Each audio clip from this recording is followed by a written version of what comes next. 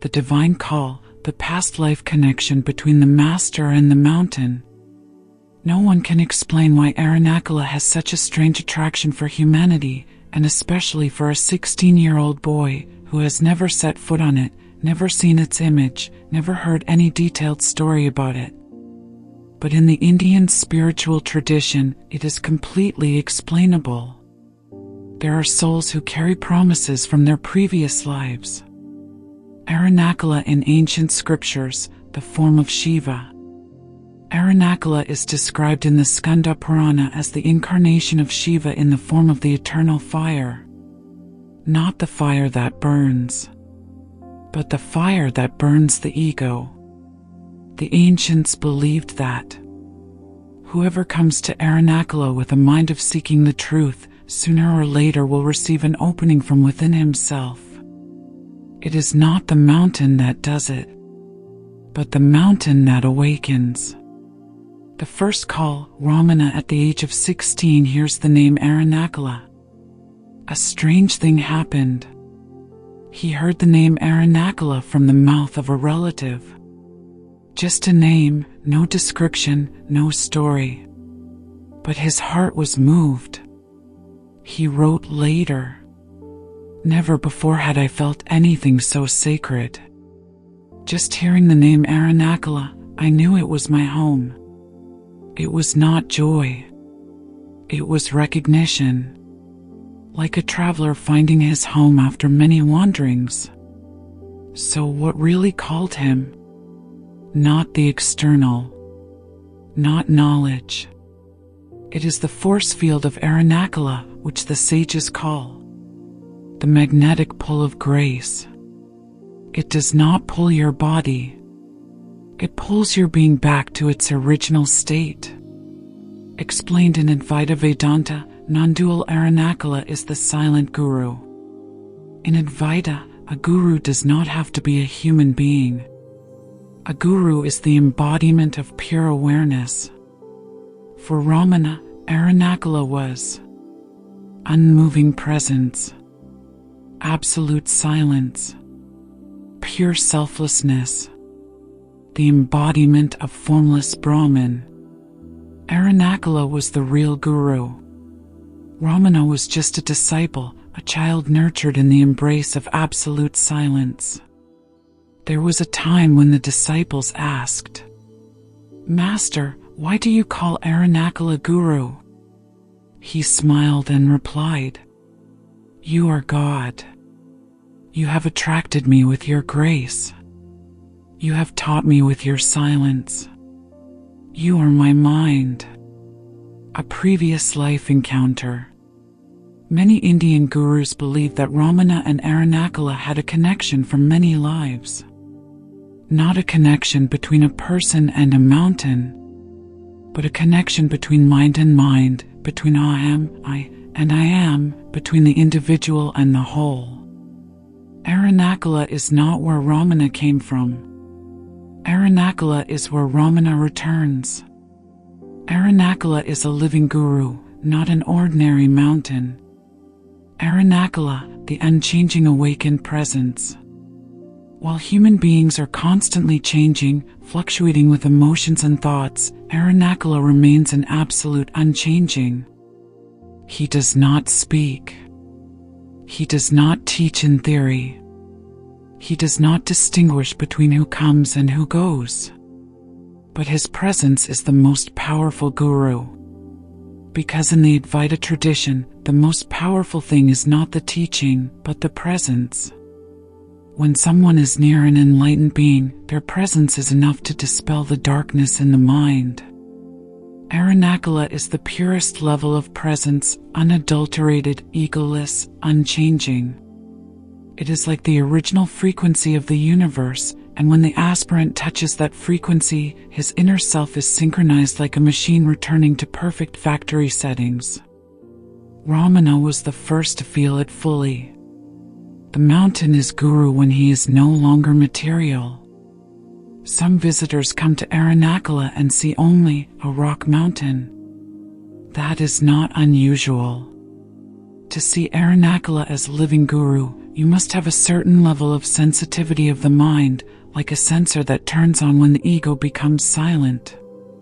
The Puranas say, Arunachala is a linga not created by man, a linga of light.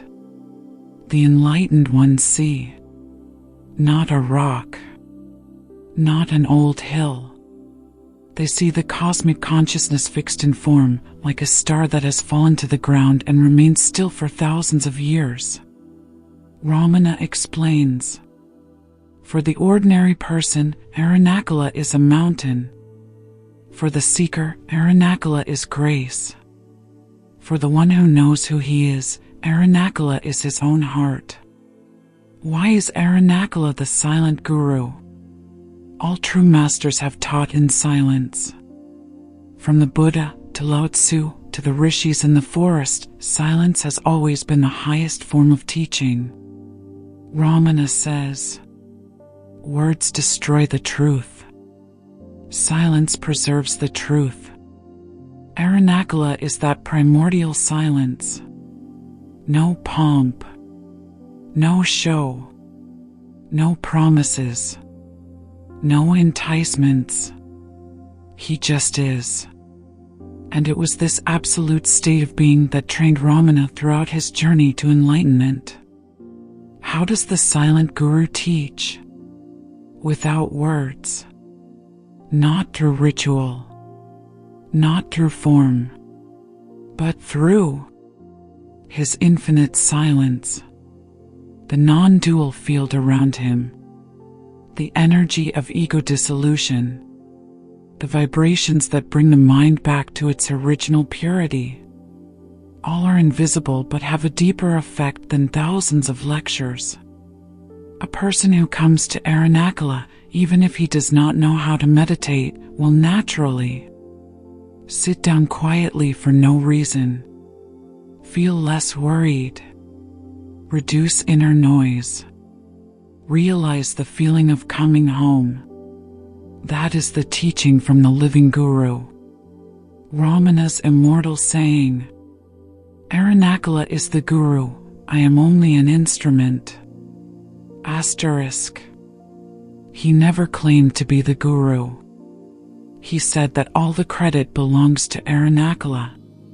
He is only the one whom he has raised in his arms. A Western philosopher once asked, do you think that your teachings come from your extraordinary mind? Ramana smiled and replied, no. They come from Arunachala. This was the profound reason why he never left the mountain. Not because he was afraid of losing anything, but because he did not want to leave the very flow of grace that was operating within him. Why Ramana never left Arunachala, the science of presence? There is a little known fact, but it is the lifeblood of Ramana's entire journey. He never stayed in Arunachala by personal choice, he melted into the presence there. Those who read his biography often think Ramana chose to live in Arunachala because he loved it.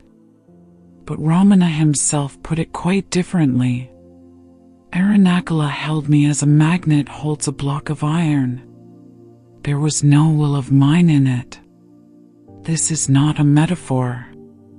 It is an accurate description of the energetic reality that the ancient rishis knew, and that modern science is beginning to touch upon through studies of energy fields, spiritual frequencies, and the unity of consciousness. 1. The energy field of Arunachala, the space of absolute silence. Today's science understands that everything emits energy frequencies. But the ancient rishis went further. They said that some places are intersection points between individual consciousness and universal consciousness. Arunachala is such a mind energy. People who come there do not need to meditate to feel at peace. They do not need to chant mantras to feel calm. They do not need to make an effort. The mind has fallen into the primordial silence. It is like when you stand in a room filled with perfume, you do nothing, the fragrance enters your lungs. The presence of Arunachala also operates on this principle. 2. The presence of Ramana equals the presence of Arunachala. Many people come to see Ramana sit quietly in the Virupaksha cave or Skandasramam and experience a silence as deep as they have never experienced before. They say, just being near him, our minds disappear. In fact, they are not just near Ramana. They are in a field of consciousness where Ramana is one with Arunachala. Ramana does not live in a mountain. He becomes the vibration of the mountain itself. That is why he cannot leave, not because he is bound, but because there is no he to leave. Like a wave cannot leave the ocean. It is the ocean. 3. The science of presence, when the brain synchronizes with the field of silence. Today, neuroscience proves that when sitting next to a person in a state of deep silence, the brain waves of the other person tend to synchronize. When the mind falls into pure presence, the electromagnetic field around the body changes, spreading to the surrounding space. Ramana does nothing. He is just present. And that presence has the ability to adjust the frequency of others just by being silent. That is why Ramana said, silence is the highest teaching. And that is also the reason Arunachala plus Ramana equals the union of the two most powerful fields of consciousness. Everyone who has been to Arunachala says, you are not meditating, Arunachala meditates for you. The mystery of silence, when wisdom does not need words. If there is one thing that makes Ramana the most special teacher of the 20th century, it is this. He taught more through silence than through words. Not because he could not speak. Not because he did not want to speak. But because silence is the truest form of teaching. Words always separate. I, you, right, wrong, near, far. But silence does not. Silence can penetrate all barriers that reason cannot overcome. 1. Silence is the language of ultimate reality.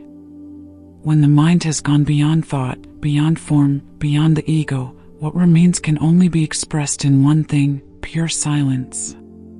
The Upanishad says, when the mind reaches its peak, words fall by themselves.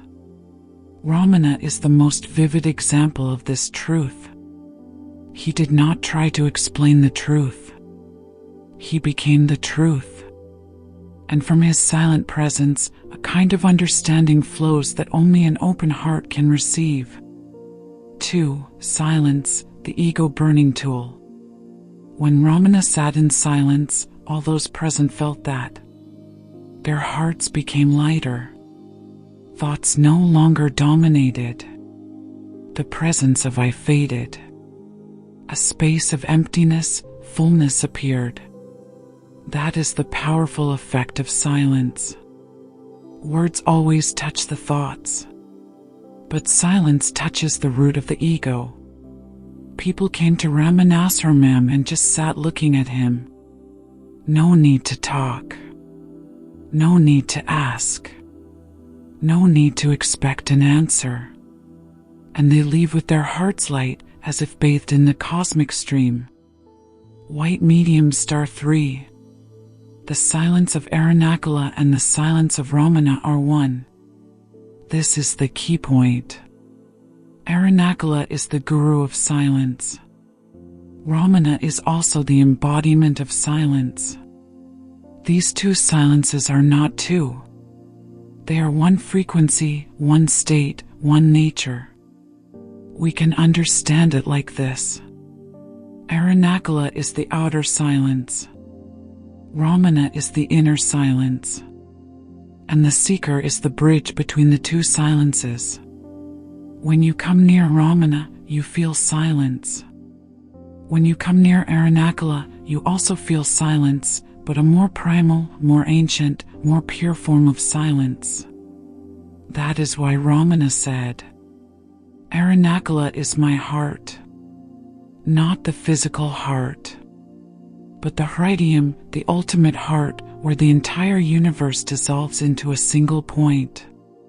For, when silence becomes the most powerful teaching, many people came to Ramana with questions in their minds. How should I meditate?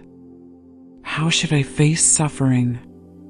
How can I transcend the ego? What is the purpose of my life? But when they met him, someone who just sat there, in silence, the questions naturally disappeared. Why? Because when the inner light is lit, the darkness is gone. The truth is realized not through reasoning, but through deep intuition.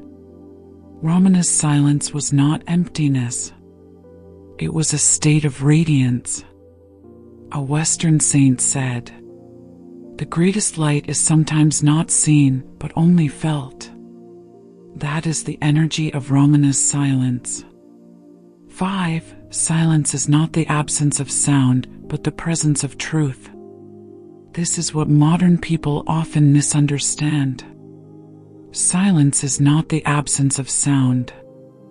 Silence is when the mind no longer moves, no longer seeks, no longer wants to be anything other than itself. That is the silence of the self. Arunachala is the embodiment of that state. Ramana is the echo of that mountain in human form. Therefore, he does not need to leave Arunachala, because he has become one with the silence of Arunachala. Lessons for modern seekers from Ramana and Arunachala. Here are some key lessons that any 21st century seeker should keep in mind. 1. Don't seek a teacher outside before finding inner silence. Ramana followed no guru after his enlightenment.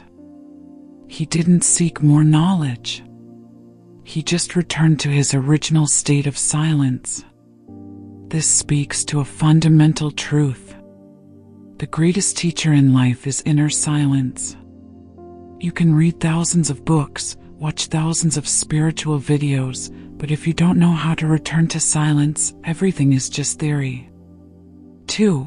A place that can change your spiritual destiny. Arunachala is not a tourist destination. It is the intersection of cosmic energy. You don't need to go to India, but you need to find your own Arunachala. A meditation corner. A hill. A room. A space. A place where your mind automatically calms down when you enter. Create your own sacred space. It will raise the frequency of your mind more than any strenuous effort. 3. The truth is not in words, but in the state. Ramana did not talk much. He did not preach complicated philosophy. He only invited others to turn to him and ask, "Who am I?" And the truth comes not from the answer, but from the state of awareness that arises when the question is asked correctly. Today, people rush into knowledge. This meditation, that technique, this course. But your state is the path. For spiritual attraction is not a willpower, it is a soul call. Ramana did not choose Mount Arunachala. Arunachala called him, like many people in life who feel called to. A meditation, a teacher, a land. If there is a pull that you cannot explain, listen. Follow that pull, for the soul knows the way before the mind does. 5. Awakening is not an effort, it is a return. Ramana never said, strive for enlightenment. He only said, return to the source. Enlightenment is not a sublime state you have to attain. It is the original state you have always carried within you, only obscured by thinking. Awakening is a release, not an attainment.